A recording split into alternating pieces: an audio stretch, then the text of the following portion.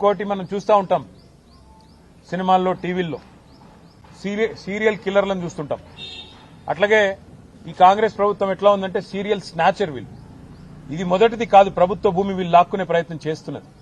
మీకు గుర్తుండాలి, ప్రొఫెసర్ జయశంకర్ గారి పేరు మీద ఉన్న వ్యవసాయ విశ్వవిద్యాలయం నుంచి 100 ఎకరాల స్థలాన్ని తీసుకున్నారు.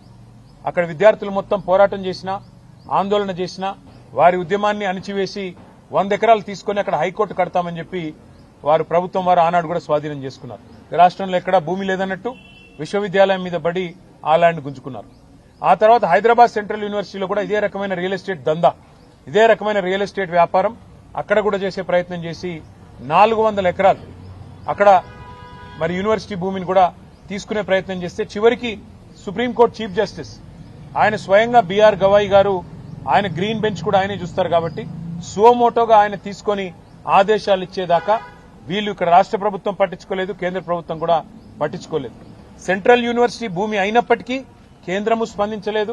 ఇక్కడ రాష్ట్రం అయితే ఒక రియల్ ఎస్టేట్ బ్రోకర్ చేతిలో ఉంది కాబట్టి రాష్ట్రం ఎట్లాగూ వాళ్లే హరాస్మెంట్ చేస్తున్నారు కాబట్టి వాళ్ళు స్వయంగా పట్టించుకోలేదు. కానీ సుప్రీంకోర్టు ఇన్వాల్వ్ అయిన తర్వాత నిజంగా ఒక బాధాకరమైన సంఘటన జరిగింది. సుప్రీంకోర్టు ఇన్వాల్వ్ అయ్యి ఒక సెంట్రల్ ఎంపవర్డ్ కమిటీని వేసిన తర్వాత ఆ కమిటీ చెప్పింది స్పష్టంగా 10,000 కోట్ల కుంభకోణం ఇందులో జరిగింది, దీన్ని విచారించండి అని కేంద్ర ప్రభుత్వానికి సిఫారసు చేసింది central empowered committee. Appoint special investigation team అని చెప్పింది.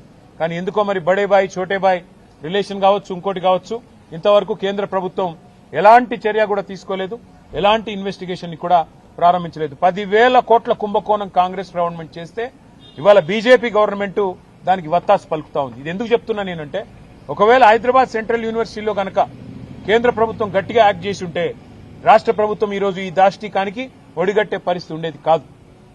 ఈరోజు ఇండియన్ స్కూల్ ఆఫ్ బిజినెస్ వాళ్లకు నోటీస్ ఇచ్చారు, అక్కడ కూడా 100 ఎకరాలు తీసుకునే ప్రయత్నం చేస్తున్నారు.